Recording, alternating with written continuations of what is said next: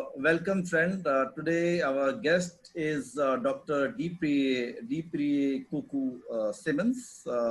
He is an African American Mhm. and working with the University of Northampton in UK. But right now, he is on a one-year program here in Hanoi, Vietnam. So, Mm. Dr. Kuku has done his PhD from Delhi University. Mm. And today we are going to speak to him about all that he has seen and his analysis, his understanding about the issues in India, the race, caste relations, and a lot of other issues. So Mm. welcome, Dr. Kuku. Thank you. Thank you for having me. Very excited to talk to you about Yeah, these topics, especially. yeah. So, let me start that you had come to India and Hmm. uh, you were born in America Hmm. and then you studied there. So what brought you to study, to do your PhD in India? What was the idea behind it? Well, I'm a classic idealist. I think that like many Black people from all over the diaspora that I met while in India, we are very clear that we owe a great debt to India's own independent struggle because, as you know, for Africa, African independence kind of Yeah, snowballed after that. And then, of course, the world looks at Martin Luther King as a hero, but Martin Luther King was very clear that his ecumenical view of nonviolence yeah. came from Gandhiism. And of course, while I was in India, we discovered his 1959 Radio India interview. I get goosebumps just thinking about it because not only Dr. King, but his mentor in nonviolence, Bayard Rustin, also came to India. And so we learn of how can an ant deal with an empire, as it were, Yes. and do so with the moral whip of nonviolence. And Martin Luther King translated that from Hindustan, some might say, to Black people in America who were living under supreme oppression, psychological torture, dealing with internalized oppression. And this was the most powerful weapon that he could amass. So I was always very clear that, you know, growing up in Kentucky, I didn't know a single Indian person until I was in high school. Um, and and she was from Bangladesh. But I knew that India was a place that I needed to experience and that I didn't want to just know through books or Okay. through other people's accounts. I wanted to know what it was like. And also, even at a young age, I wanted to know how India viewed us. And of course, as I went to university, I went to a very diverse university. So I met people of Indian, I met Desis, I met people who had immigrated from South Asia. And I got to know people and not just the fantasy of what is India. Yes. But this always enticed me, you know, to want to know and understand more. And of course, now I know that India has its own complicated history and internal struggles and that sort of thing. So, but my love affair with India, like for many Black people, began with understanding that there is something very important that we have to share in this world. So I'll stop there because there's obviously a lot more to say about it. No, definitely I would like to hear because in these conversation we have no time limit. And Mm. because for long we have felt that, you know, the so-called mainstream media world over has, you Mm. know, no spaces for the such kind of a very free and frank, candid conversation. So we Yeah. decided that we won't block anything, and that is the need of the hour. so, Okay, so when you let's came to talk. India, Hmm. say Hmm. Delhi, Yeah. uh, were you shocked, or were you like, well, things were as per what you have imagined through your readings and Mhm. assessment? Well, certainly, you know, by the time I came to India, I'd lived in a few different places in the world. And so I knew to at least intellectually to put my expectations aside, or at least try to. Okay. And I had a classmate from my master's program in America who welcomed me into her home in Okay. Delhi, who Okay. put me up in her grandmother's home Oh. for several weeks in Delhi. So this was my, in Lajpat Nagar, you know, and Okay. this was my introduction to India, having people embrace me from the beginning. And so that is, you know, I want anyone who hears this to understand that no matter what I say, sometimes the negative things or the difficult struggles we have may stick out, but I only made it through because right from the beginning, people embraced me and I was able to make people friends with people I consider family. So there's certainly that part of living in India. And of course, I must also qualify Delhi is very unique within India. And that's part of, Yeah. you know, what I would have to say about when I talk about caste or Yes. race or social difference, and especially how that gets intermingled with modern class and Yes. consumer culture. Delhi is very special. Delhi is very unique in India. And I would say the same coming from America. Don't judge me, a Kentuckian, by some New Yorker. Yes, yes. You No, no, know, no, don't, no. It's certainly not. important because, you know, this is the basic consciousness in the North India, particularly in Delhi. Delhi, sometimes people would love because it didn't have a culture actually.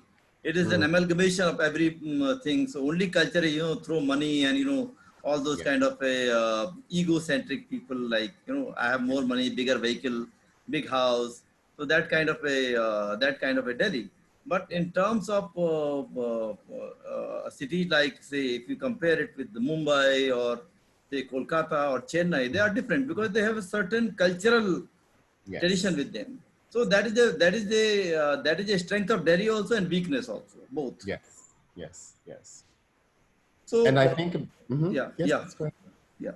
You, Well, just, you know, I just think about the number of communities that have, or what we now call internally displaced people. So we yes, know about partition. And I personally have met people who have walked from Lahore. yes, It's unimaginable to just say it like that, that I know people who have walked from Lahore and settled in Delhi. I also know people who settled from, as a result of the East-West Pakistan conflicts. I personally know people who have lived through these things. I personally know Sikhs who were in Delhi in 1984. yes, Um, so you know, I think one also has to have a sympathy for Delhi because the roughness that that Bombayites talk yes, about, yes, yeah, the bleen culture. I mean, it's probably somewhat born of those struggles as well. And so I try to temper myself, but certainly Delhi does have a roughness about it, a competitive edge, even for simple public space. And that gets played out into all the different social distance differences, and of course being the capital yeah, and a financial hub. Obviously Bombay is the financial hub, yes, but it is a different kind of financial hub. Um, and of course, you know, for international tourism, the Taj Mahal is a hop up the road. yeah, And that also harkens back to another period that I hope that we can also speak about, of yes. course, Islam in India. Yes, of course, of course. And so Islam is a you, glorious tradition in India, and Delhi represent that. If you see Delhi, then there are like the Shah Jahanabad, what you call Shah Jahanabad, the world city, where the Red Fort, the Jama Masjid, and all yes, those beautiful, you know, you see 100 years old shop, 200 years old. You have a lot of. I've taken many of my friends who travel from abroad. I say this is also, you see, that is the original Delhi. You know, the yes, cuisine, the yes, food, and the vibrancy of a culture, because the New Delhi is like the New Delhi has world itself. We call mm-hmm, world city to old Delhi, mm-hmm, but in fact, actually, the New Delhi is the modern walled city because every house is walled. Mm, We have mm, gated mm. communities, if Yes, you see. And yes. that old city is more vibrant and, people meeting each other, greeting each other. Yes. So, and here we started social distancing far much before the term came into picture now. Very interesting way to put that. And so you see, it's so fascinating as someone who's interested in culture and people, to look at this again, another unique history with Islam in India, Yes. both historically and now. And culturally, I started to learn about Islam in India through my own research into gender and Okay. looking at gender and third gender people, Okay. hijras, and Yeah. I of course went to what I might now say is a transgender Yes. festival. This community traces its history through Islam and Hinduism, and there Yes. are a few cultural traditions that exist that can say that. Yeah, yeah, So, absolutely. mm, I agree with that point because traditional. If you trace more and more, some mm, of our friends actually worked on those issues, and there mm, were really fascinating insights they get. mm. Even in the courts of the Nawabs and the kings, Yes, these people have a special space yes, and respect. yes. And of course, the modern gay movement has, just like modern gay people everywhere in the West, we look to Greece. Yes, Um, in India, you can look right at home and try and figure out how yes, differently has gender looked through the millennia, how yes, differently has marriage looked, yes, human relationships, and of course, sexuality. And again, this is where as a Western person, I always knew there was something. Of course, I understand a lot more now, but when I was younger, I understood that there was something different about India that didn't bifurcate gender, yes, male or female, and such a rigid idea of gendered identity that, I mean, I don't want to sound cheesy, but I mean, think of how gender is in Hinduism and how often you have gender transformation, even the gods themselves. yes, And yet in the Judeo-Christian West, we're much more rigid in our view about it. There's a God, that God was male, that God had one child, yeah. and that God His decided to have a son. Just very rigid ideas. And so as I might describe myself as a more gender non-conformant person, Yeah, yeah, that also attracted me to India. And I must say that was something that I found attractive in India, that yes, I didn't feel my own need to, I wasn't exposed to that Western machoism. And America is quite a yeah, hegemonic, masculine yes, yeah, yeah. That's true. culture. And in India, there was an entire diversity of ways of being that I still find very attractive. Yeah, actually, even if we might have been a very some our social structure have been rigid, definitely from the past. Mm, But what was actually important was like the political leadership because it defined things. So yes. if you see a partition, I think it was a huge calamity, I would say. Mhm. Crores of people, millions of people were displaced from one place and brutalities happened. Yes. And that time, when our neighbor decided that it is going to be a Islamic country, our Mm, leadership decided here to be a secular country. mhm, So mhm, leadership remained secular that mhm, time, mhm, even when people might not have been because they were religious people. So and mhm, and when somebody left all his belonging in Pakistan, say if you meet all those who have migrated from Pakistan or Lahore or Karachi to mhm, Delhi, they build up their life from the very stretch, from the very beginning. They were mhm, penniless, nothing, and mhm. they build up. Now they have big houses. So all Lajpat Nagar and all those areas Yes. nearby was all Yes. the Punjabi community, which worked very hard actually, and Yes. now today they are the millionaire and billionaire, whatever you can say. but Yes. the initial struggle was there. So, Yes. but the same communities sometimes have the communal feelings, the feelings of that Muslims are brutal. I think Yeah. the same way when people migrated from India to Pakistan, and Mm. those whose houses were uprooted, family Mm. was looted, they had the same kind of feeling. So Mm. in that time when there was so much of hatred and maybe there was no trust, then the political leadership decide. that Yes. is that is what I pay tribute to the founding father of India, actually, Mm. the Mm. leaders, Mm. Jawaharlal Nehru or Dr. Ambedkar or all those leaders, even Gandhi, that way, that they may have shortcomings, they may have problems, but in Mhm. terms of relationship, a common thread, bringing inclusive Mhm. constitution, I think Mhm. India was a role model that time. Yes. What happened today is a very different story after say last 4, 5, 6 years, when Yes. this machoism, this total communal bigotry Yes. has been legitimized. So Yes. that the leadership makes a difference. So the Yeah. Delhi that you witnessed maybe last 5, 6, 10 years, Yes. may be a different Delhi that you might have if you had come in 1950s or 60s. Yes. Yes. Absolutely. And again, we can't neglect the fact that this is not happening in a vacuum, that there are other Yes, conservative power grabs, absolutely. ethno-nationalist, Yes, not least of which, of course, in the United States, where I come from, not least of which in England. I was there before, during, and after the Brexit campaign, and I heard every bit of racism that yes, was yes. infused into the Brexit campaign and the nationalism. So it is eerie that it is happening so many places in the world and in India. I guess, again, many people had hoped, irrationally, of course, that India would again be that spectacle of multiculturalism that could provide the hope for everyone, because America seems to be fledging in that area.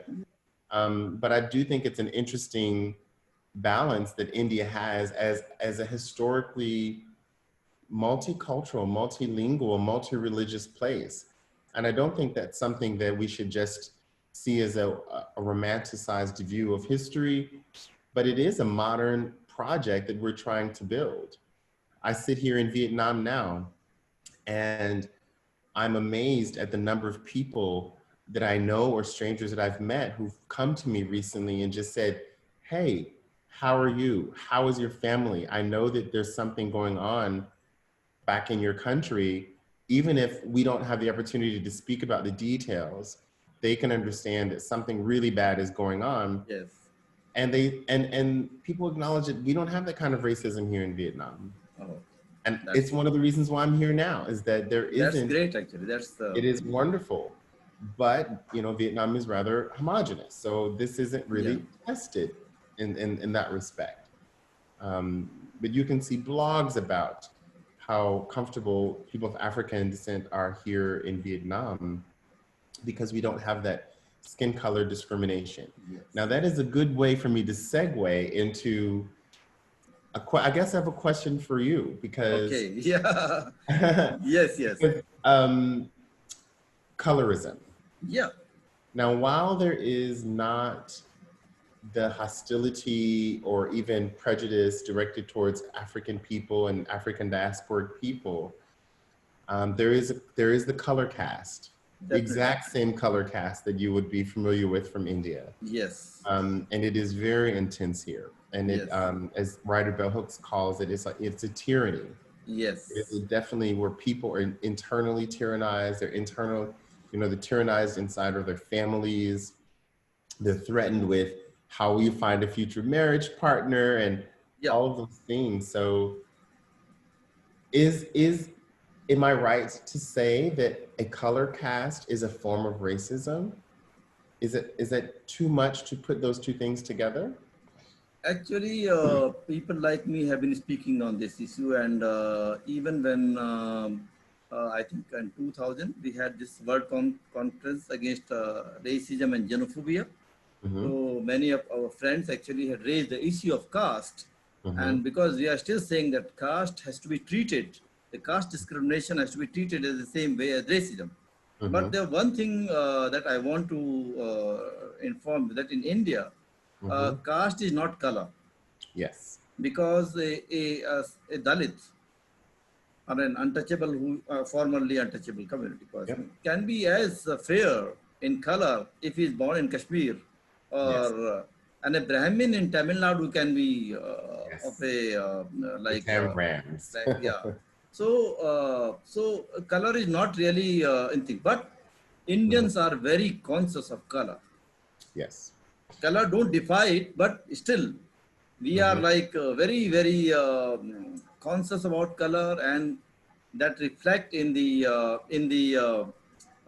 if you see the what is it, the product, the commercial product that come in the market, and the advertisements for the marriages of the girls Matrimonials, and matrimonials, you see, they are referred where even a person who is say of not a fair color or whatever color, they would put that, I want a very fair color, gory and very slim. But that, even I saw that transition of adding the slim, slender, even I saw the growth of that, because that again, it makes me wonder, where does consumer culture come in? Because consumer culture will reinforce those very negative ideas of status. So I can tell you that my father was a very dark skinned person, very dark skin, and even he was a teacher in a junior in a high school. We had heard stories because he passed away when I was very young, very child, around 8-9 years old. But then we knew that time that people would, some of the students would mock at him in the class, and suggest like the term that is used actually, if you see for black people, are in a very disgraceful way, is Kalu. Kalia or Kalu. If you have heard about that recent story of a Caribbean cricketer saying this thing, that he was playing and in the IPL, that this tournament, cricket tournament, international cricket tournament, where the fellow players used to say him that way, and he did not know until this came in recent discussion in United States. In a I thought who's this Trevor, what is that guy, Trevor Noah, his conversation, Trevor Novick, or another one, that Ali, some Muslim chap, he's from India, also very nice. He has a regular program. I think he used to present in CNN also. So that there he referred, and then this guy tried to relate, and then he posted on a Twitter that, oh, I didn't know that this meant that, and I've been hearing this. So this is very sad part, very disturbing and very sad. But I can tell you one thing, very interesting maybe, and for you people also, all African American, everyone. See, in India, in the state of Tamil Nadu, hopefully you might have heard about the Dravidian movement. There was a legendary figure in Tamil nationalist movement. His name is E.V.R. Periyar. So Periyar actually did what nobody else could have done so far, related to the color. And he says black is beautiful, and his whole symbolism was so powerful. You see, the Dravidian symbolism in color is that they wear black shirt and white pant. This combination is never anywhere. The Dravidian movement say black has to be up, and everywhere the black shirt and the white trouser is their symbol. and his movement was totally non-believers movement. It's an atheistic movement. So many times when people say that India cannot have atheists in the government, in Tamil Nadu from 1950s till date, we have the Dravidian parties ruling, claiming to be following Periyar. They might have compromised a lot, but they still claim and follow the ideals of Periyar. Very interesting. And no national party could come to power in last 70, 60 years in Tamil Nadu. Yeah. And he has talked about sexuality issue, about the Aryans theory, and about the color consciousness about India. So he was a great revolutionary Mm. leader, and Mm. so I won't tell you that this, but yes, I agree with your point, and I'm telling you this thing that I had opportunity to take friends from abroad to many of our places in the rural India. Mm. It was very difficult to take me, though we didn't have much guests from Africa. But Mm. only time I took my friends from America, with Professor Kevin Brown came, Mm. and he had brought a whole set about 30 odd people, Mm-hmm. about 25 students of Mm-hmm. color and various ethnicities, Mm-hmm. including Latinos, Latin Americans, and Africans, others, and a few teachers from different universities. Mm-hmm. And they were keen to know about, the Dalit question and about Ambedkar. Mm-hmm. And I took them to one village where I was working, and we had a video of that also. Mm-hmm. And I can say that they loved that place, the people mingling with communities, and they felt that they are with the community, their Mm. own community. Mm. But it becomes difficult, like on the so-called middle class communities, Mm-hmm. because the color conscious communities. And when Mm-hmm. I was interviewing Professor Kevin Brown, Mm-hmm. he always said that he has come across in India also, because he's Mm-hmm. an American citizen. So Mm-hmm. whenever he landed up at the airport or maybe in a cab, the cab person will say, "Oh, are you from Ghana, from Africa, from Kenya?" Mm-hmm. On this kind. So they would try to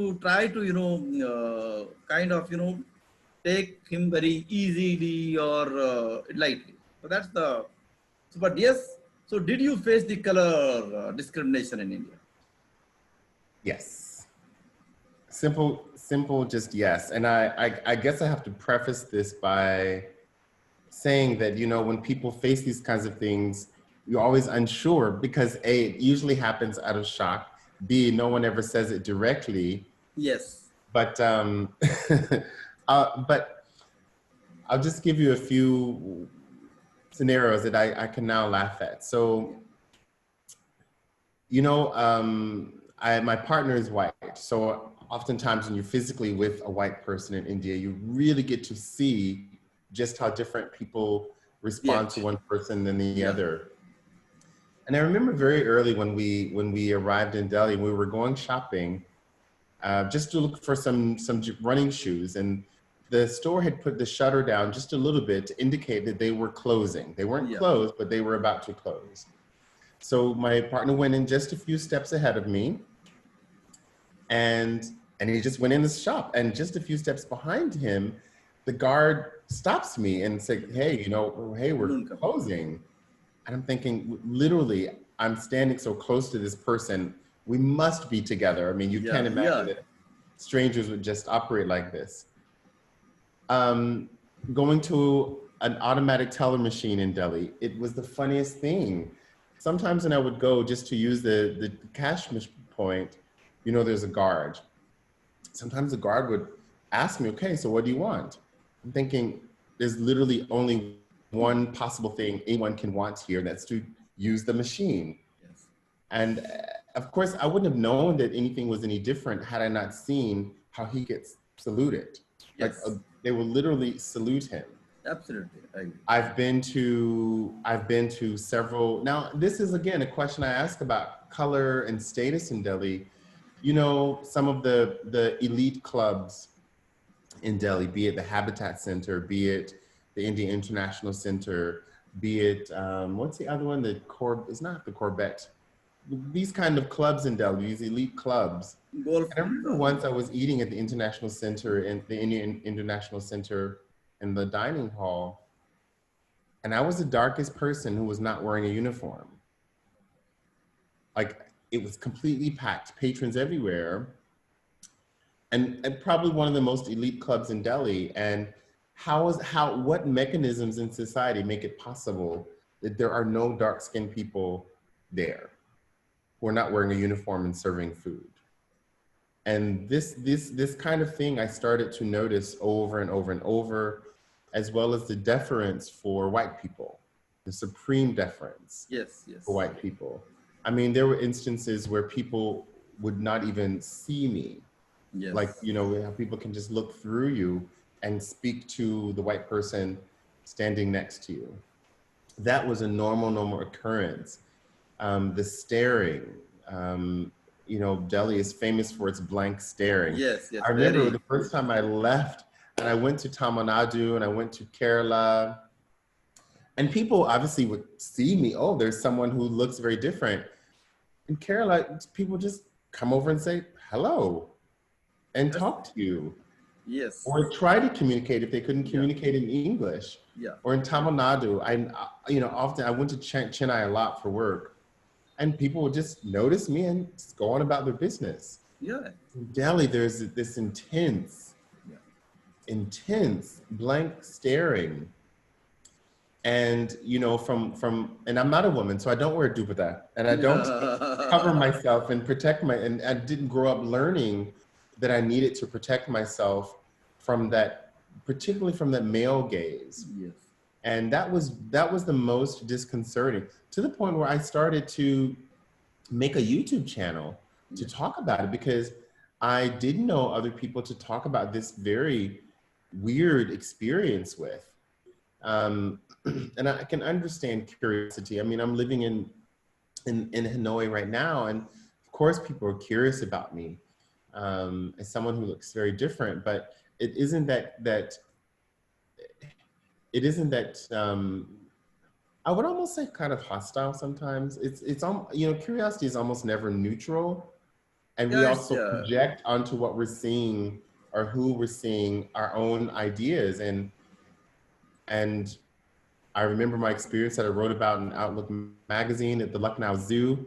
I mean, yeah, I literally had gone to the zoo and they had giraffes. And as you know, mm, giraffes don't come from Asia. yeah, So this is a real spectacular thing to see.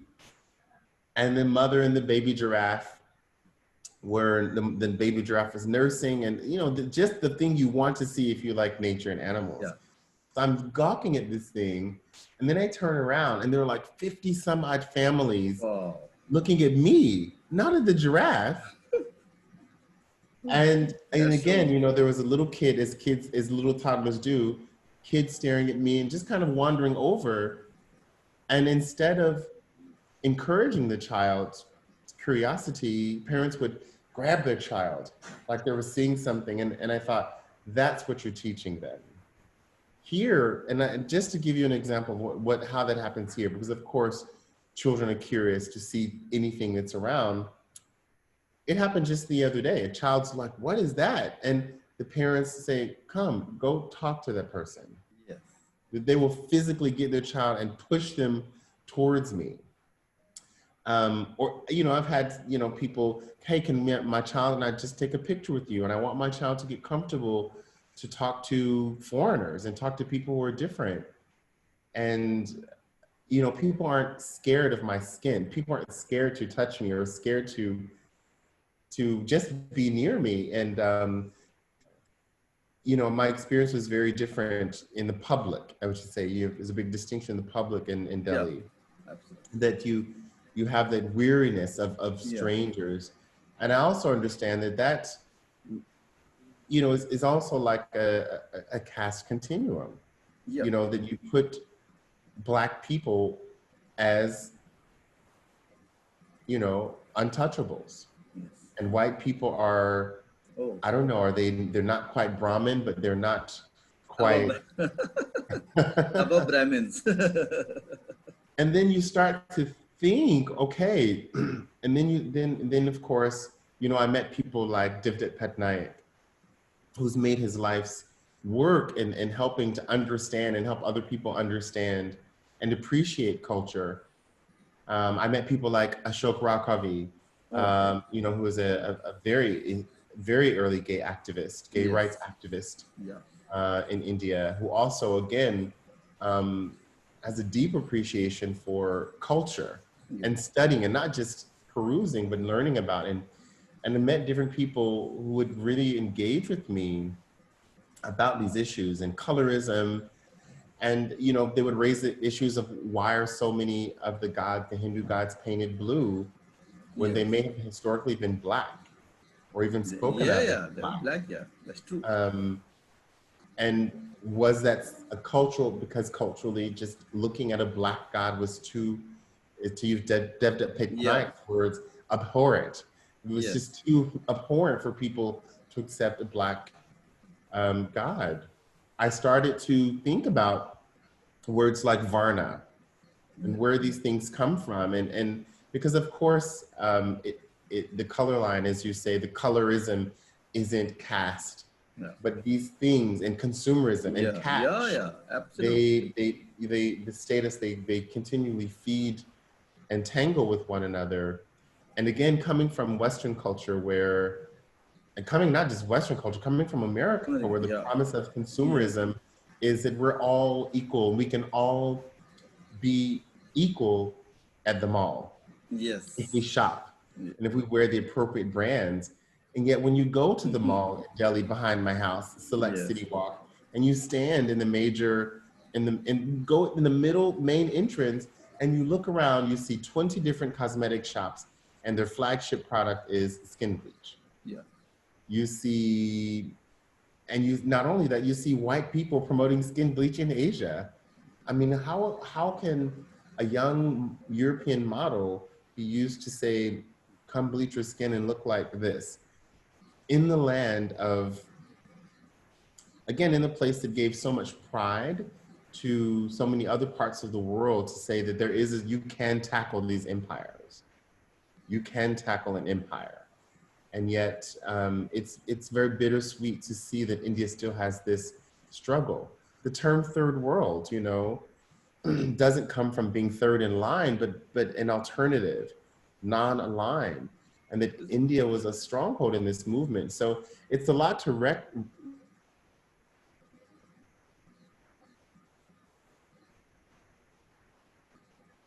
Hello.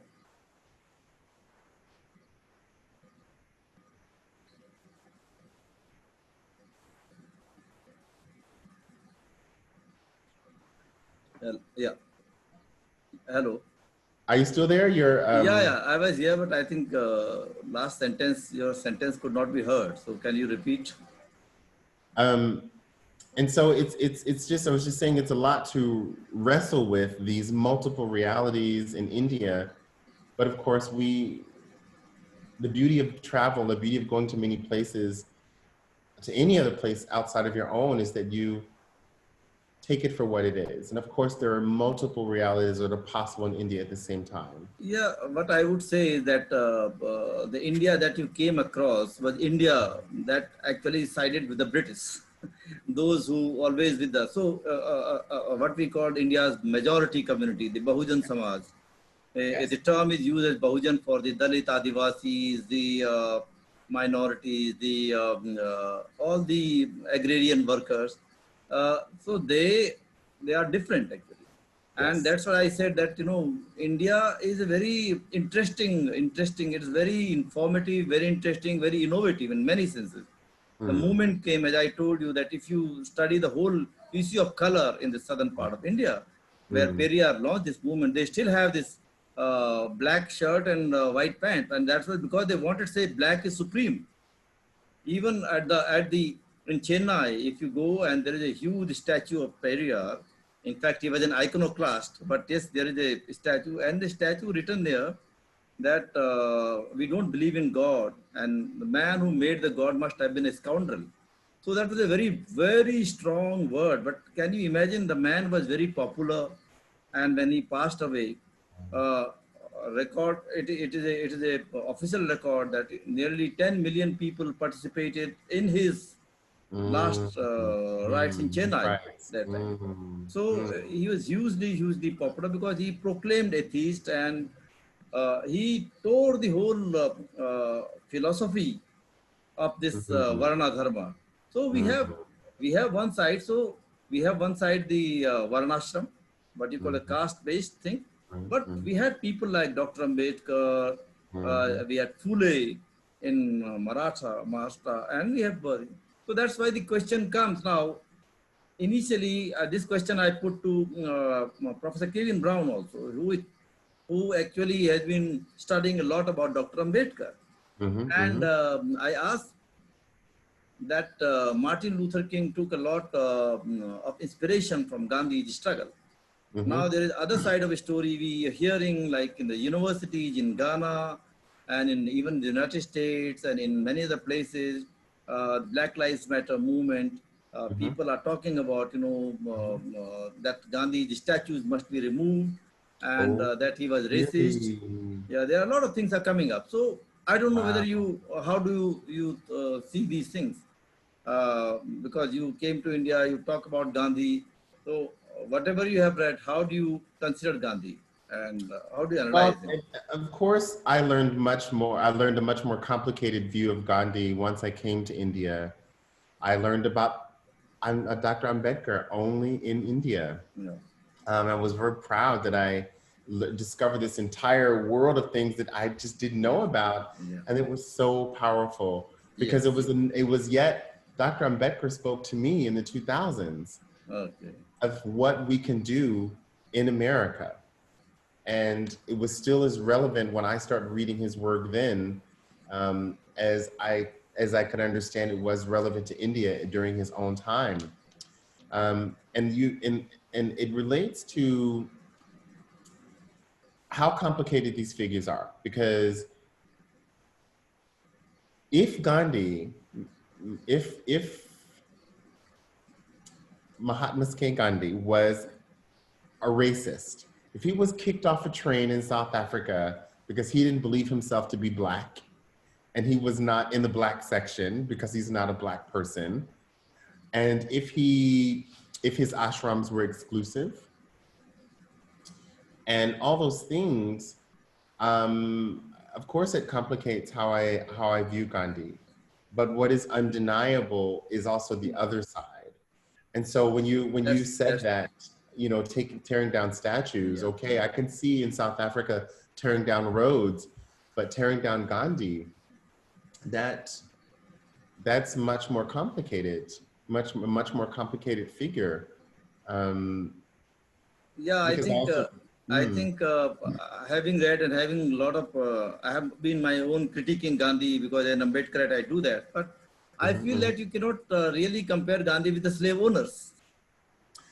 Well, there's that. Or an actual colonizer. Yeah. Yeah, so whatever he might have been very conservative, very orthodox, very whatever you can say, but definitely he Yeah. was not. So that make, but people have a right to express their opinion. Yes. But what is happening? So this No, comes that's to the no, and that's the point. That's the point, isn't it? Is that we do have these figures that we still need to learn from. You know, we talk about Black Lives Matter, and although I know that as a structure and the individuals and organizers involved, they're nonviolent. But of course, a movement isn't just the organizers. I've been to yeah, two Black Lives Matters protests, and I'm not officially a part of Black Lives Matter. So that is to say that we need, you know, people to more greatly embrace nonviolence, and not as um, the way that my generation learned through Malcolm X's voice, because we only learned the Malcolm X before he went to Hajj, before he said, actually, there are Muslims who have blue eyes, and they're also my brothers and sisters, and there are brown Muslims, and all these things, right? So we learned there was a period where we needed that rage, and white people until today, until this movement, were not ready to see our rage, you know, such that we had to play this politics of appropriation, we say, or politics of yeah, respectability, that the more that that the Southern Christian Leadership Council and Martin Luther King and followers were accused of, is appeasing because they didn't show the rage. That we're angry. Like it rages us what happens to George Floyd. It enrages us what happened to Emmett Till back in 1955. It enraged Rosa Parks And the way that she dealt with that rage was to sit down and use nonviolent civil disobedience. So I also understand that we need to embrace those figures today. We need to complicate them, have all the complicated discussions about them, to understand that, of course, the Malcolm X after Hajj is a very, it's like getting the whole message of what he had learned. That there is a commonality, or even a pan-Africanism, or a more universal struggle that we need to acknowledge for human rights, for human dignity, for civil rights, that we must be willing to denounce racism. But I would say, in retrospect, what I can now say as a modern Black person is that at no point were we able to understand the sheer rage in living on the color line on all sides. So now we're dealing with white rage. And we're very clear that Donald Trump is the white rage that we got from Obama, from the rise of Obama. Do you understand? They gave Obama a Nobel Peace Prize for the election, Yes. for running. If you believe yourself to be white, as Ta-Nehisi Coates says, for those who believe themselves to be white, that's enraging. Yes, that is just totally, it totally shifts their worldview in a way that requires either A, love and critical thinking, or B, backlash. And Trump is the de facto backlash. Yes. He is the symbol for that white rage. You see, I agree with your point, because what we are witnessing in India also, like the rise of the Hindutva nationalism, or what we call Hindu nationalism, is a kind of a lackluster or some, see, the current regime is open. It does everything very blatant, like what you call unashamedly, and unscripted, uncensored, everything, like Trump. Very clear. And the previous ones were like, they were the same, but the difference was that they were pretending also to be secular and inclusive, but also they kept their Brahminical hegemony in India. Yes. So what happened in America is the same. Like all others also kept the white supremacy, but they were pretending, oh, we have inclusive thing. Now there is a reaction here. They have a views. He's saying openly things, and he knows the weaknesses of the liberal class. Yeah. Because the liberal classes are actually are liberal to certain extent. Many people were very upset with them. They're like, people were saying that is what allowed Trump to happen. They gave him airtime because he was a buffoon, and they thought, ha ha ha, how funny is this? They were not taking racism as seriously as people were saying it was, especially because maybe they individually and in their liberal bubbles, and I'm very guilty of that as well, they didn't experience that. But here we are. Here we are, and now the lines are really drawn. Do you stand with those very clear and present racists or not? Yes. Or not? Yes. Yeah. So I was reading an article very recently, I think yesterday or day before. There was a long, lengthy piece on American fascism. And they were talking about that Hitler actually got a lot of ideas from the American white supremacy. And they talked about the whole issues from beginning, and then they are talking about, because we have not dealt with these issues seriously, so now we have reached here. And a lot of issues like the whole, how the history is presented. And I always wonder, because these two questions come in our history textbook, and I will often quote this thing. Like in our childhood, when we used to read history. So like in, say, 6th standard, 7th standard, so there was a text like, who discovered America? So the history about America is like, Columbus discovered America in 1492. Or 1497, Vasco da Gama discovered India. Now, this idea came just, that time we were just remembering, memorizing the things, to get passed in the examination. But after many years later, I realized, was America not existing before 1492? Or did India not exist before 1497? And then what happened? Then I was traveling to Philippines in an island, several years back, and there I found the same story there. Mm-hmm. And so, what I call the narratives of the powerful. So, Yes. what the Western narratives comes, and the same narratives in India as in the Brahminical narratives. They Yes. define, they Yes. define things. So, Columbus, Vasco da Gama, all they became explorer, not Yes. the brutal murderer. What you call them? I don't know whether they were the agent of their governments or not, but they They were weren't not. just explorers, They were not merely explorers. conquistadors, Yeah, and conquerors. and, Yeah. and then I am now surprised that such kind of people have their statues in the liberal West. How had they allowed that? But I didn't know about this thing. That now I'm reading here. This man has 500 slaves. There are statues there.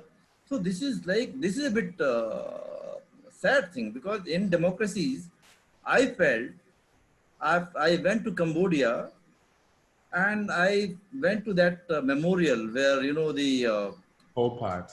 yeah, Pol Pot had killed so many people, and they kept. I feel that all those people in the Western world who have this slave owners or who supported this, they should be kept in a hall of shame. There should be a hall of shame I like in that. every I city like actually. that. I like that. And I would say for India, we should have a hall of shame for all the casteist people. Wherever the writing, the thing that came, the ideas that came, we Yeah. should have a hall of shame in literature, because we have Mm, no, and all those kind of mythologies that came, mm, which preached actually untouchability, caste system, mm, and discrimination. I think mm, we should have this. Should either United Nations should take it, and everywhere they should find out what mm, are these hall of shame and mm, put them there, so that mm. the future generation remember that the what our ancestors faced or what was done.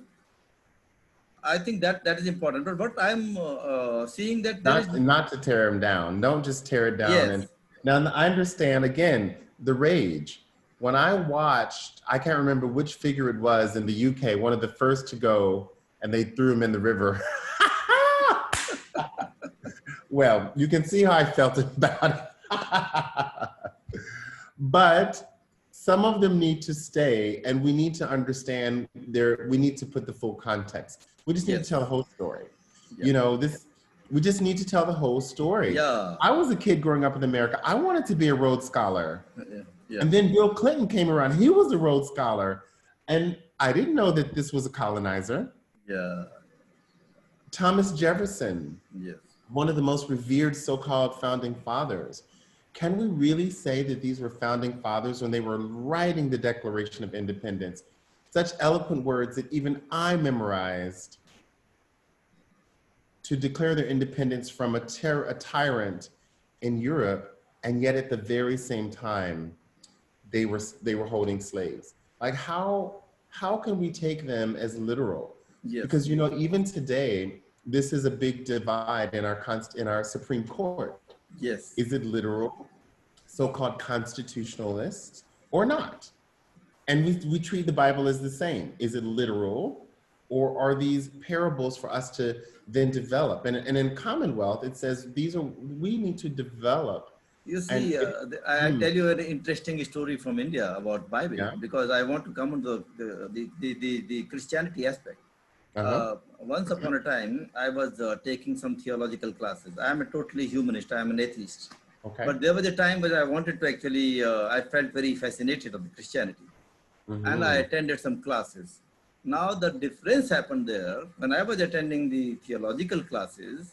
mm-hmm, This question was like about, black is evil and white is beautiful and peace. Actually, this question has disturbed the entire thing. I asked this mm-hmm, person who was taking the theological classes, I mm-hmm, said, why is black evil? mm, And why is white peaceful? Because when I was my thought was like, every time we say, the symbol of peace is white pigeon, and mm-hmm, everything. And when we use the term, all the illicit thing, we use the term the black. Mm-hmm. So black money. Mm-hmm. And since that period, I stopped actually using these terminologies because I felt this is so racist in terms, because Mm-hmm. all the illicit money is not with the black people. It's not even with us. So, so I asked this question, and she was not able to tell me, because Mm-hmm. it was like they feel very disturbed. I say, you have a large number of people in Africa who follow Mm-hmm. Christianity. Mm-hmm. So are they evils? Mm-hmm. Or then that time, actually, why this question was coming with that time when I was growing, we had a lot of issues coming about Dalit Christian not being allowed in churches. Many places. Now they say that they are, but still we have the caste among the Christian, caste among the Muslims in India. Mm-hmm.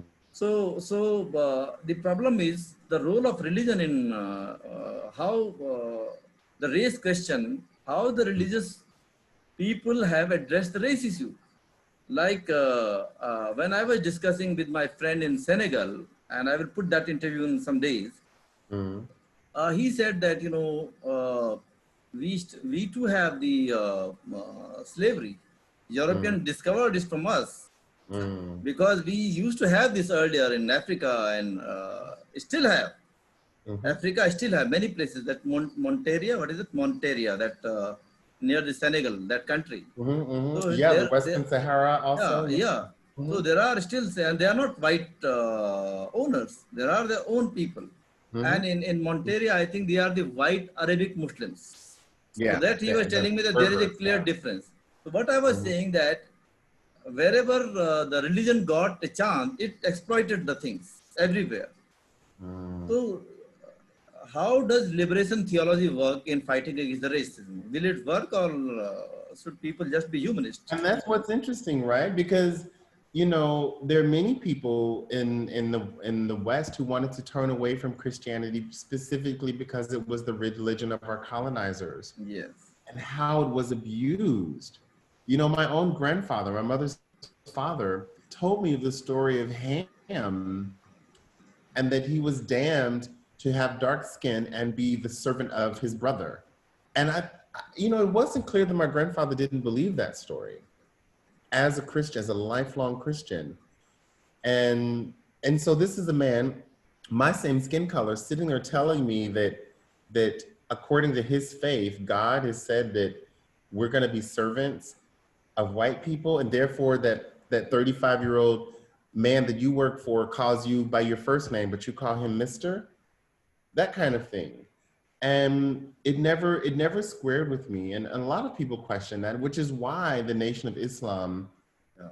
in America was able Absolutely. to galvanize so many people. In addition to what it offered, was also what people were moving away from. And my parents were also in that fold. I was born in the 70s. This is the Black Power movement. And my mother was just not getting the answers from Christianity. No. So she left. She left. And I can't repeat for you what my mother has to say about the idea of actual African people following a white Jesus.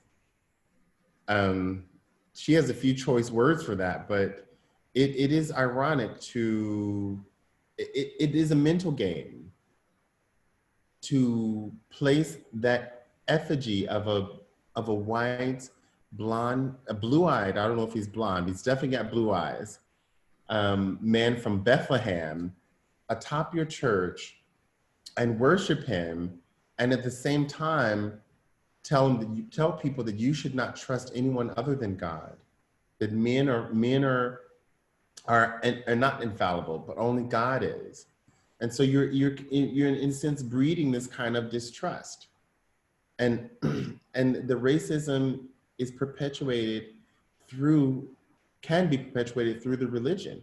Yes. While at the same time, and this is perhaps why I have some amount of empathy for, I'm trying to develop more empathy for the complications in India, is because at the same time, look at what we call the Negro spirituals, the music that the slaves created. Yes. Just like in the Caribbean, they said, let's put the icing of Christianity over this, but we have a very different discussion here. So go down Moses, let my people go, and talking about the Pharaoh. We weren't talking about the Pharaoh. We were talking about Yes. let us go. And so many so-called Christian songs sound morbid about this day that Jesus died, and they only talk about that when actually, you know, they used it to stay alive and send different messages about what it means to be alive.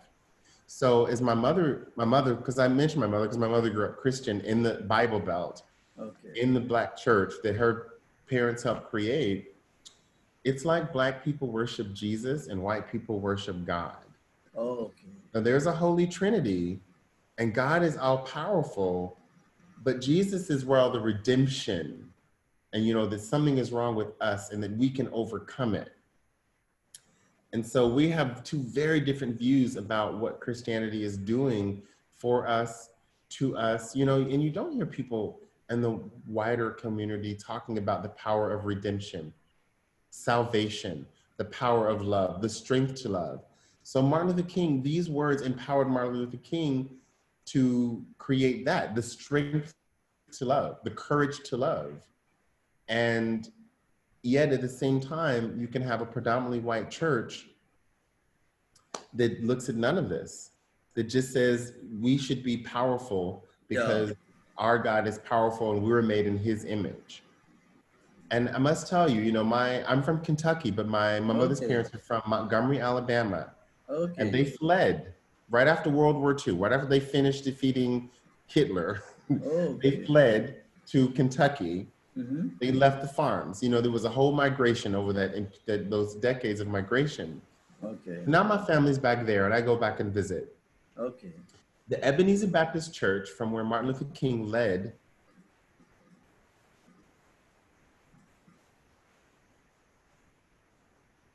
Hello.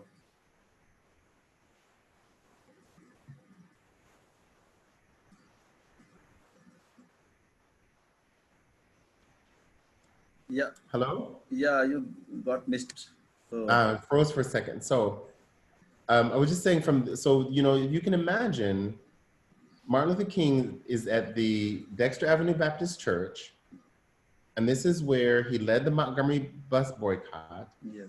And where about 9 or 10 years later, you have a younger generation of people saying, come on, we have to do more. So they're testing the rights from the federal court. So they have the so-called freedom riders.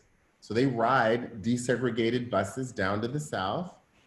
And they're now the young people pressing Martin Luther King even more.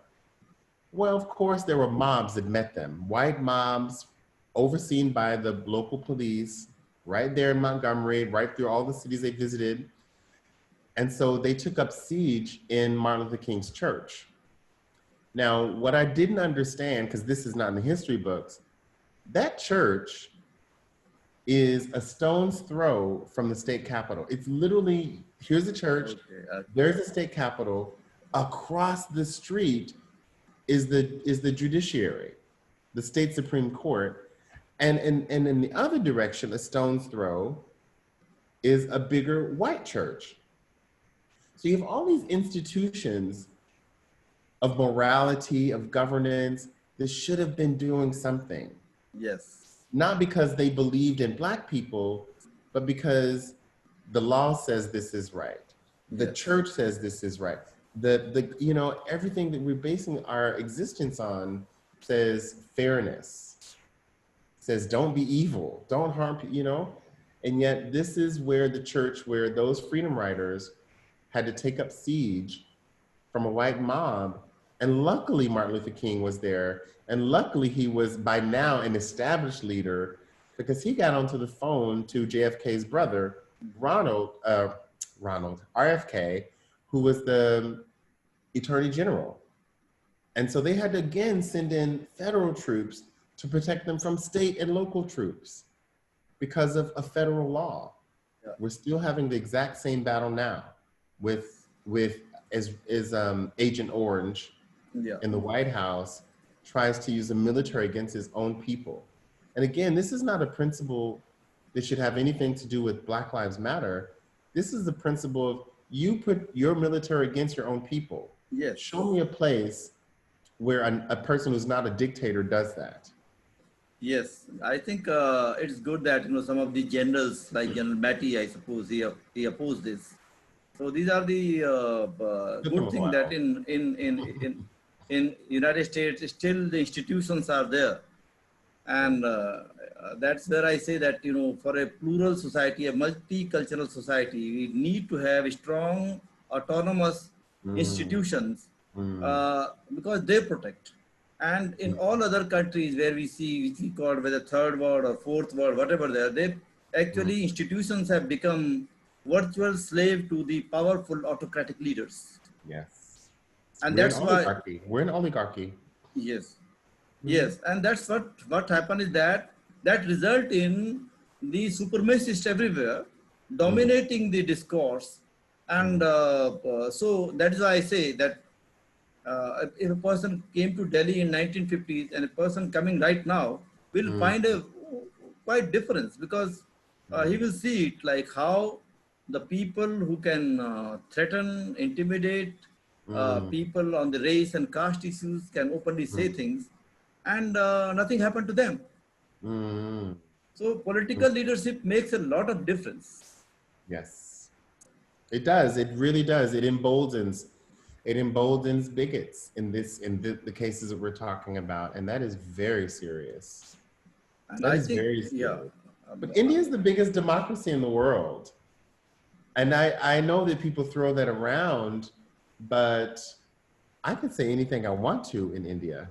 I can go to India. I can stand in Jantar Mantar and I can denounce Gandhi. I can denounce Nehru. I wouldn't do it. I don't feel that way about them. But as difficult as it is, there are many places in the world where, yeah. including where No, I actually, simply, that way India was good, but right now it is also in a difficult stage because Nehru is a favorite whipping boy. These mm, days, the current regime is actually all the time for every failure of the current government they blame Nehru, mm, mm, and mm, also it's not of Gandhi. So Gandhi normally was being critiqued by the large number of like in the Ambedkarite circles, in the Adivasi Dalit discourse. The mhm, criticism is Gandhi is from very beginning because there are two parts of Gandhi. One part is a political part which we respect. A person like me can say that he was leading a movement against the colonial power. So that's the instrument like the mass movement, the non-violent movement, the whole philosophy. That's okay. But mhm, when it comes to the so-called spiritualism, mhm, so that is quite Gandhi's spiritualism is actually unacceptable to many like us, and that is very rigid because he defined the religion, and then mhm. he justified the caste system, Yeah. and that is where the people are now tracing those arguments and blaming. But my point is that he was a religious person who could never challenge. So he could not become a radical revolutionary kind of person who could challenge the orthodoxy in religion. So he was a Mhm, pure religious person who would say that Gita, the Hindus' mhm, book, is mhm, the ultimate God word, and he said that like Bible is the God's word, Quran is the God's word, so mhm, Gita is the God's word, and it cannot be changed because there mhm, was a lot of discussion between him and Dr. Ambedkar.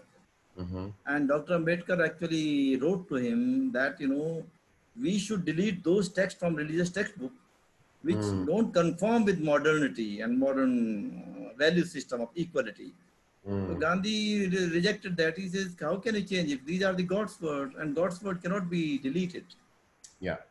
So actually critiquing Gandhi and all these things happen, but these days it's becoming quite difficult. Not critiquing Gandhi because we all know that the current regime doesn't like Gandhi, even if invoke Gandhi a lot, but it Mhm, doesn't really like him. So, mhm, but questioning anything like on mythologies, on Hinduism, mhm, on the government can land you in deep trouble. mhm, mhm.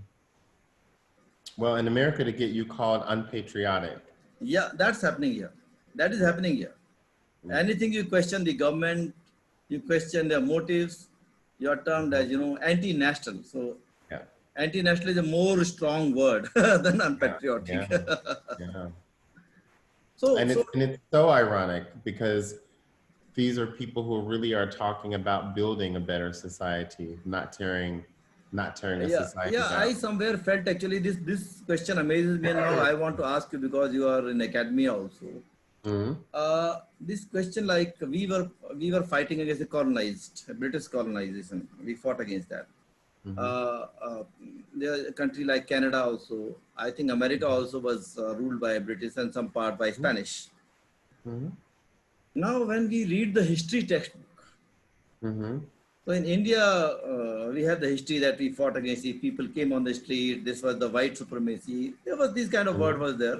We use the Hmm. term Goras, Gora, or the white. I want to ask you,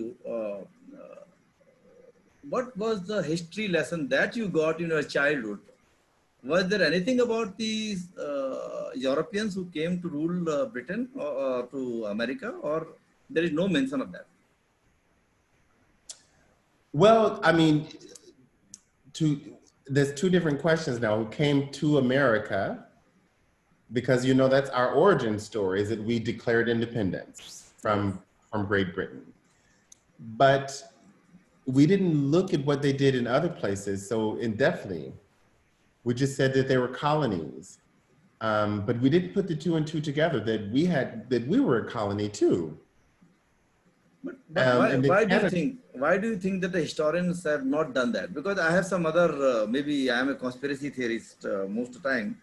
So that I'm asking this question: why the history in USA or Canada or New Zealand and Australia doesn't tell about the British colonialism because they were ruled by them.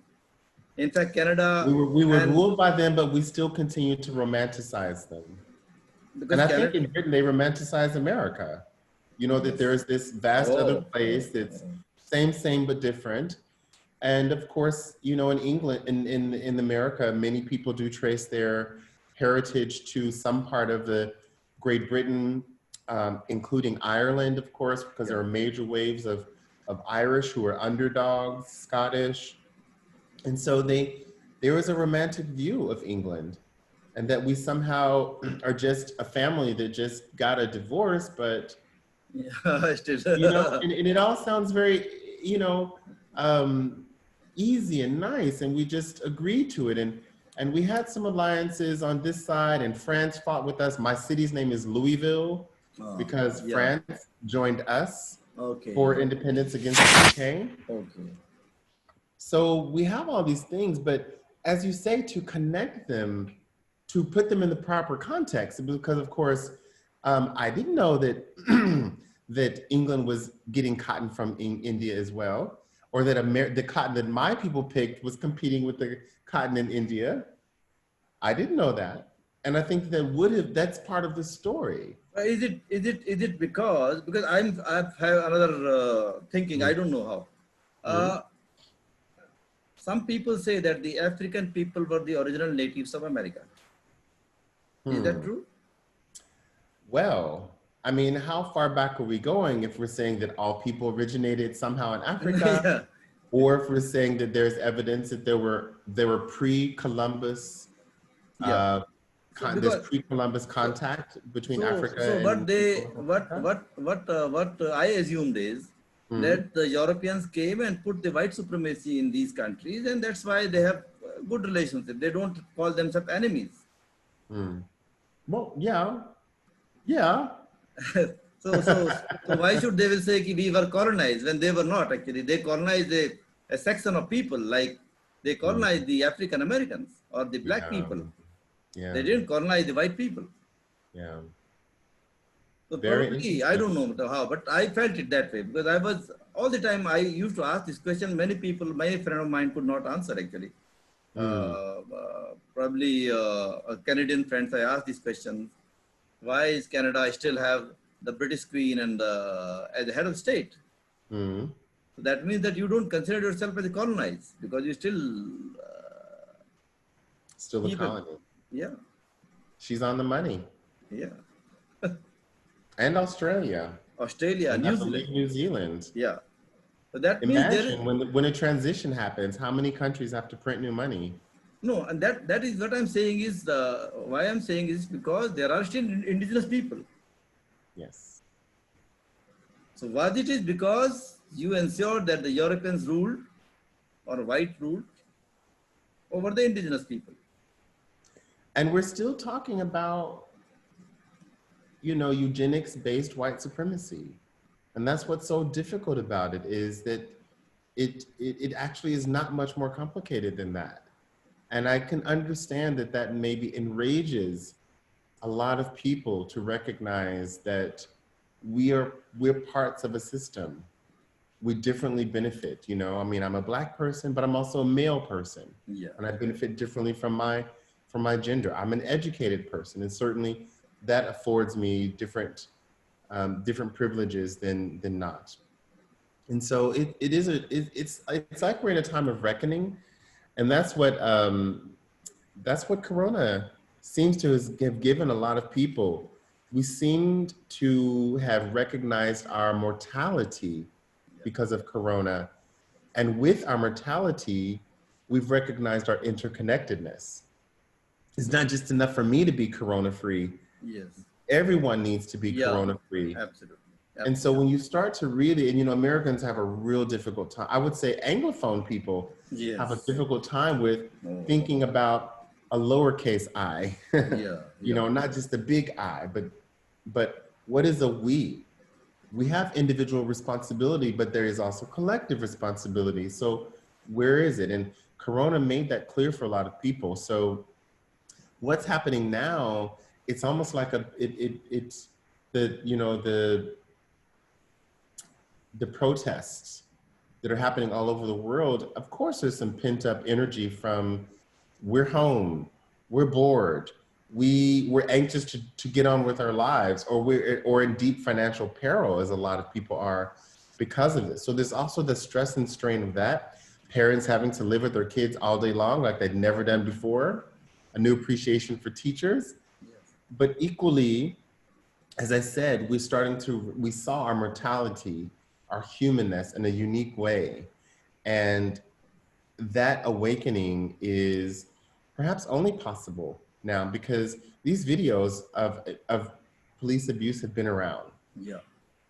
You know, the most famous, I think, in America is, of course, Rodney King, and that was an actual videotape. That was before mobile phones. So this is an actual man carrying around an actual camera that had to take it. So now we have so many more. Yeah. Citizen journalism in India, I think, was also going to have an increasing part in trying to get people to understand what does it mean, because it can be very subtle, right? Yeah. So you mentioned matrimonials earlier. Yeah. Most people look at them, but there are new ways to look at them.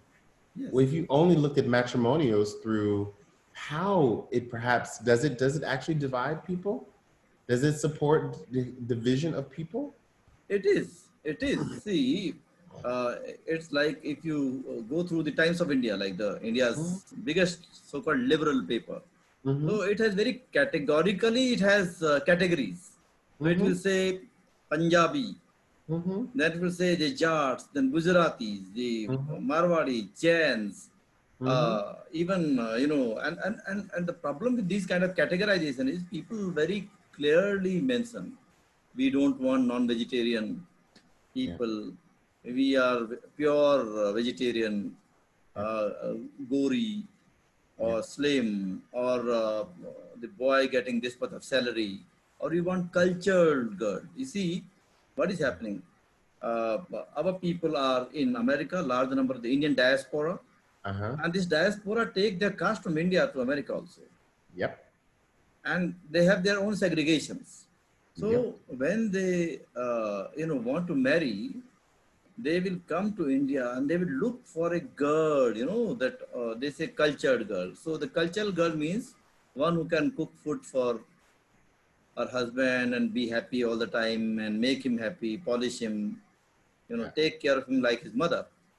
Yeah. So, so Yeah. that's the whole crisis.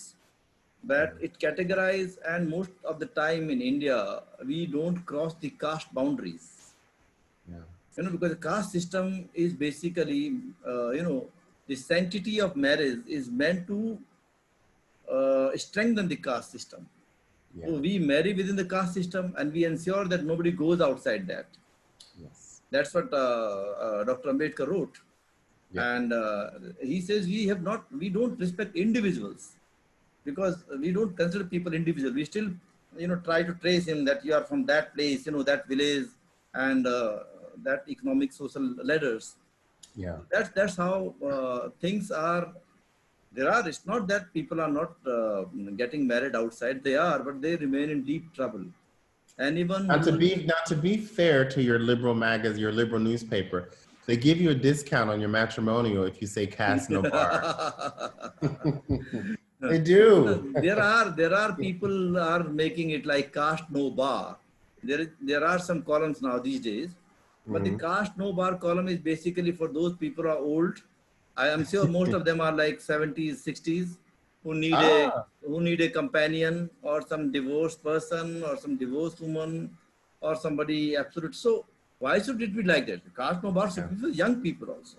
yeah, yeah. So this like the basic problem is that we don't go for this. We don't allow our children to mingle.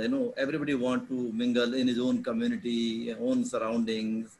So that is a big problem, and that has created a mental block, and that further create a problem of ours. Looking down upon everyone who is not like us. Hmm. Hmm. So Yes. it has increased over several last one decade. It was Hmm. not that much actually in the 70s, 80s. The people were there growing. We have middle Really? class, but it has now returning with this whole right wing agenda is to push people back to their that community. Mm. Not to promote intercaste marriages Yeah. and intercaste sitting together. So they Yeah. push everybody. So the agenda remained every community should hype on their past, that we have a glorious past. And how do we glorify our past? So somebody has to be there inferior to you. Yes. So as you said that in India, like we have this, reverence towards the white skin. Hmm. But Hmm. Dr. Ambedkar has very interesting way of analyzing the India's social system, and he Hmm. says, it is like uh, uh, ascending order of Hmm. ascending order of reverence. Yani ki like this, he says our caste system is based on hierarchy. So it's Hmm. not one hierarchy, different hierarchies. So as Hmm. you rise up in the hierarchy, the people start respecting. So the Hmm. top is the Brahmin, or the top is the Brahmin, or now you say white skinned. So you love. And descending order of contempt. Hmm. So the person who does the most, the dirtiest work, the menial work, like the manual scavenger, Hmm. he go down in deep, sewage line, clean your toilets, clean your Hmm. latrine. So Hmm. he is the looked down upon Yeah. in the caste system, and even Or nobody deal will with mingle. cremation. Yeah, and that's what I say. That is an apartheid. Yeah. We may say it is hidden apartheid, but it's not hidden. Everybody knows about these things now. It's So so interesting why I think it's again we have these these these kinds of dialogues looking at caste, looking at race, yes, looking and you again you just said this word apartheid and how I've met South Africans of every color. okay. Explain this to me. I've met white South Africans, black, colored, brown South Africans, and it's just even coming from America, I think America and South Africa have also kind of a fascination with one another of how differently or similar we've done this thing, and it is. I think part of the undoing is that all of us know and that we're reaffirmed that this struggle is global. It's not local, and that that we must continue, because it really is, it's very personal, but it is also, we're fighting for people all around the world. People all around the world have been touched by these issues we're talking about, you know? Yes, I It's think that we very have easy to. to point at India and say caste and cows, and you know, and it's very easy to point at India. But the beauty of it is India will make you look back at your own society. So I don't think that it's a one It's a way. phase actually. It's a phase that we are passing through, and we will get through it because any society can fight back when it has a legacy, and we have a historical legacy, and our constitutional forefathers fought. So we take inspiration from them. Mhm. All those leaders like Ambedkar, Nehru, and all those. So they did it positively to make it like through our constitution. So we were Mhm. actually much way that way fortunate enough to have a very progressive constitution despite Mhm. very regressive social norms. So Yeah. what we say today is the fight was between a progressive constitution versus the regressive social value system. So that's what India is at the moment. Can I ask you a sensitive question? Yes. So I want to ask about Sonia Gandhi. Okay. And I met her Mhm. in a restaurant Okay. on Easter. Oh, Her family were having Easter dinner, and some friends and I were having Easter okay. dinner. And I know people born and raised in India who believed that she, of course, was related to Gandhiji. And I don't think that that happens by mistake, that people think that these Gandhis are related to that Gandhi. But with that said, I just, I find it very hard to imagine a foreign-born person ascending so greatly into domestic politics. And in that way, um, if not for white privilege, if not for white privilege. I mean, it isn't to say that people don't migrate and get involved in politics everywhere, but I don't know, there's just something very peculiar about, or interesting, or perhaps I'm reading it wrong, and India really is just that open to the world. So maybe it's that. But I don't know if you have any thoughts on it. No, actually, it's not white privilege. Definitely Mhm. not. She was like, the Congress party in the last 30, 40 years Mhm. has become a party of the Gandhi family. Mhm. And right or wrong, but without that, the party cannot imagine right now. So after Nehru's death, Indira Gandhi, the second prime minister was Lal Bahadur Shastri, and after his short tenure, 2 years, 1.5 year, Mrs. Indira Gandhi became the prime minister. Now Mhm. she became quite larger than life, and because the father and all, everything. So she also promoted a cult kind of value system everywhere. So Mhm. people Mhm. started, she became like after the Bangladesh war, when Mhm. she was able to create, a separate Bangladesh. She became a mighty woman and, Iron Lady, and everybody was crying. So the party Mhm. slipped into a very personalized fiefdom. So she Mhm. became dominant figure, and the party became the family. Though the family was not big, obviously they are like one son was there earlier, and he was like he passed away, and then the other son came, Rajiv Gandhi, whose wife is Sonia. So Mhm. after Rajiv Gandhi passed away, the party actually was looking that who should lead the party. Mhm. So there was a very danger of party getting disintegration. Mhm. So the all those the close chat-ups, because in the Congress party you don't give opportunities to many other people. Mhm. So they didn't because they felt that there is one vote catcher family. So then they invited her. to lead the party, and she was not very, initially she was not very enthusiastic because she feared her life. But after some time, when the party was in a very bad shape, many of the loyalists of the family actually asked her that if she doesn't take, the party will disappear or will disintegrate. So then she became the leader in, I think, 1993 for later. And she contested from those areas where was the family domain areas in Uttar Pradesh.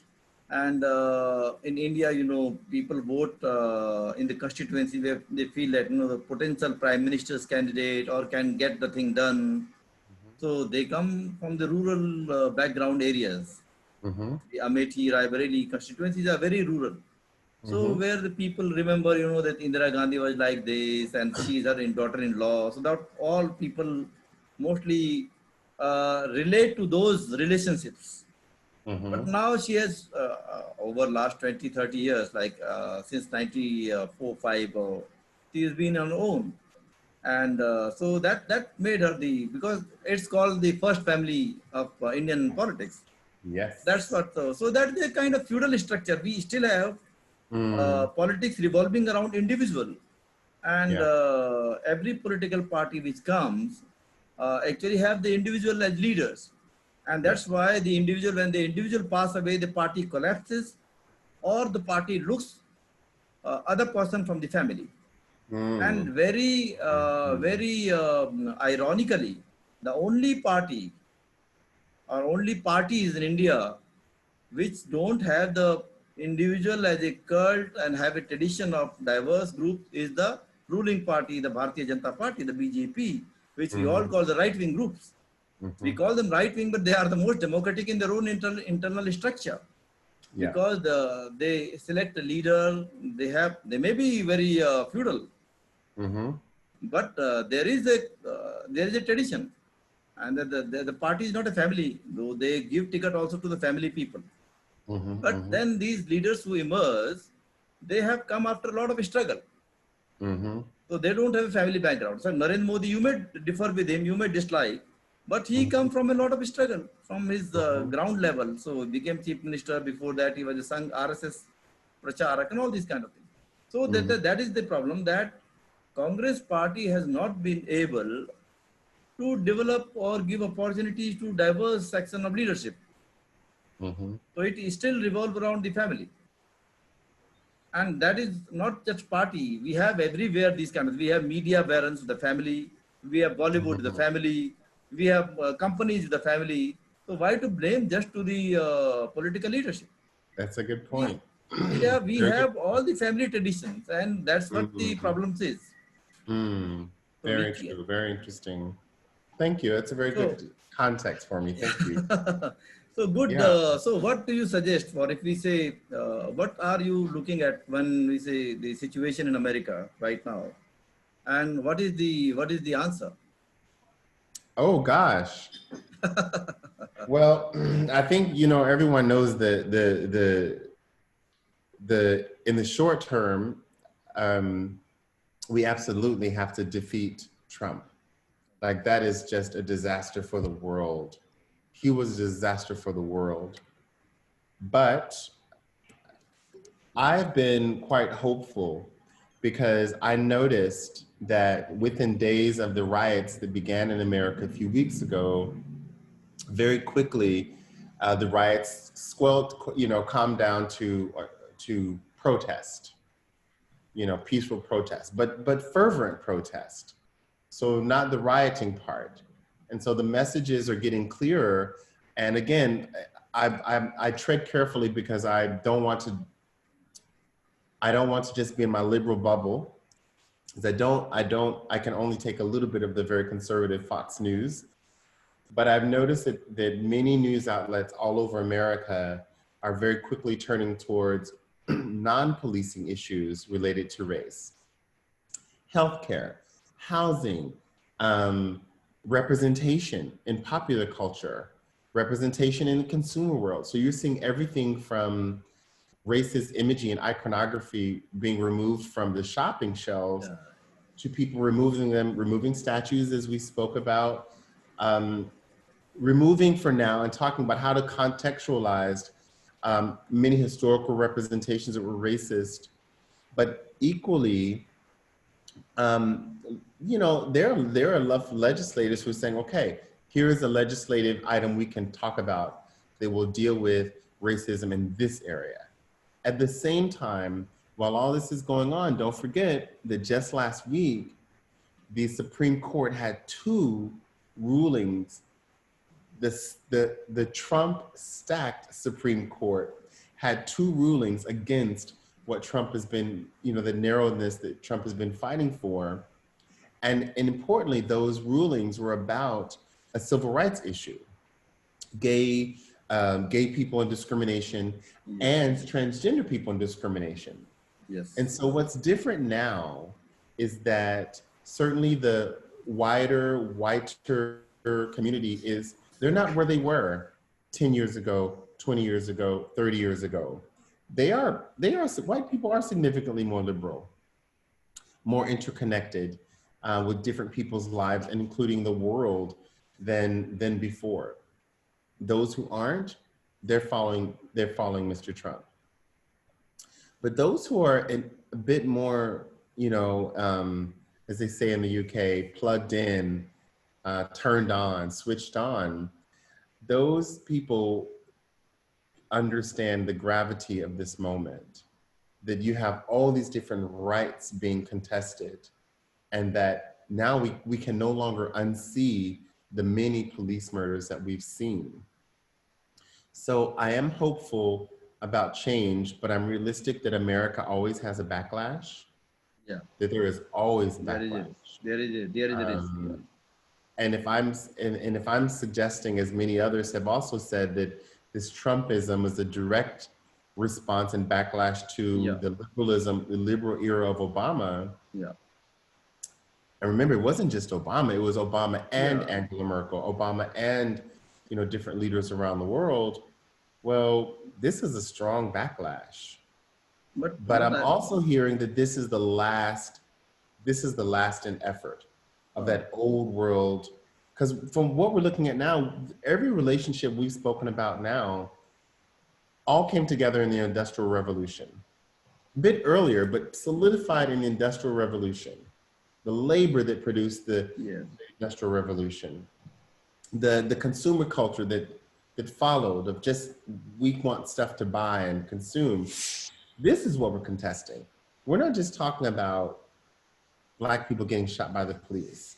We're talking about all these different things. And that's what I find different about this moment.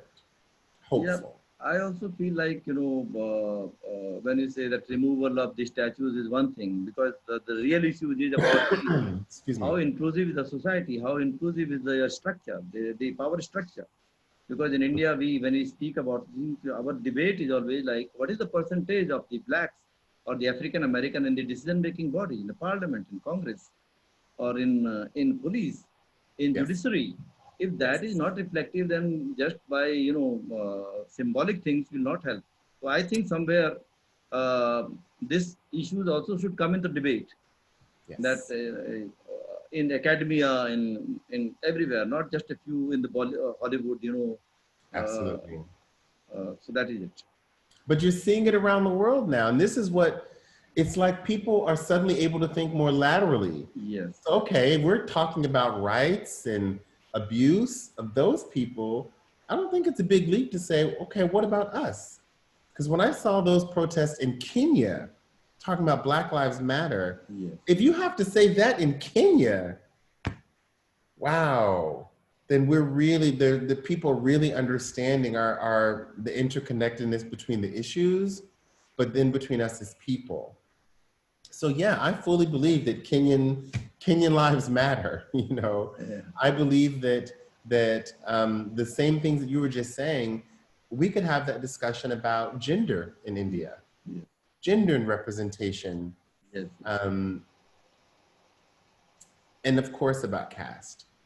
And of course, I think that the conversation about caste in India, I will be looking forward to it, because I think it will look differently now than before. Remember, I was there in India during a period when they were accelerating and expanding reservations. Yeah, yeah. You were in I physically, 2010. You were in 2010? I was there until 2011, yeah. From 2007. Yeah, from 2003 till Oh, 2011. 2003. Yeah. So I saw AIMS, All India Oh, Institute of yeah. Medicine, and I saw upper caste doctors Yes. come onto the street with brooms Yes. and Yes. shining shoes and Yes. say, who will do this work if we have these reservations and there won't be these lower caste people to do it? And it was enraging to me because again, at the same time, these were the same people who were able to engage in Americana and all the consumerism and that freedom that we talk about and equality, and they benefited from it. Yes. And yet they could turn right around and say, but no, we close the door to other people. That kind of thinking, I don't think is that easy today. Those Yes. people wouldn't be able to get away with that today. No, fortunately in India now, the Ambedkarite movement is very vibrant. The Dalit movement is very strong also. And these issues are coming up. People are in academia, people are in media, people are writing their blogs, and they are questioning these things. And that is where I say that there Yeah, is a lot of things which even the West, the African American movement can learn from the Ambedkarite movement in India. absolutely. And Yes. we can learn from them.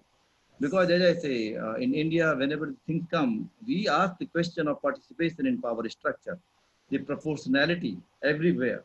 Mm-hmm, I mm-hmm, think that question has to come in the United States now because nobody is asking these questions. So apart mm-hmm, from removal of the statues and things, the mm-hmm. important is actually the Representation. representation at every structure of the power. Yes. Because the police cannot be brutal if there are police officers of ethnic minorities or the African American there structure. They may be one, two, they may be very few, but there have to be some proportionality. Very why we are you there? Yeah, Do that back. It's why these discussions are so important and so valuable for people around the world because we are talking about basic rights, yes, and the language is not so different. The yes, mechanisms may be, but the language isn't. yeah. I was thinking about just now an artist that I worked with, a visual artist in India, Savi Savakar, and Oh, I know him. Yes, he paints about Dalit lives. And, yes, he's a muralist and he trained in murals in Mexico City of all places, but he makes these larger than life-size images. And some of the images he saw just a spittoon that a Dalit woman had to wear around her neck so that her spit wouldn't touch a Brahmin's shadow. yeah, And it just got me thinking about all of the ways that this conversation now looks at the physical reality of oppression. yeah. What does it do to someone's lifestyle, lifespan, all these things? And this is what is moving on. Yeah, yeah, that's good. And hopefully we will have something new next time whenever we meet. But Mm, we link this caste and race relationship together. mm, And I'm sure that, a lot of new ideas will emerge mm, when people listen to this conversation. And hopefully this mm, gives a lot of new things for people. So mm. thank you very much for Thank you. participating in this debate, and hopefully we will meet again and share our Thank you. ideas. So thank you very I much. want to thank you. I want to thank you for your work. I was introduced to you through work you were doing in association with getting caste recognized in the UK. Yes, And I subsequently went to work for a British university and yes, saw all of it live. So yeah, thank you. That was my introduction yeah. to the UK, and I was very happy that I met you right then. So thank you very much. Thank you And very much, and have a nice day. Stay safe. thank you. All right. Okay, bye Take bye. care.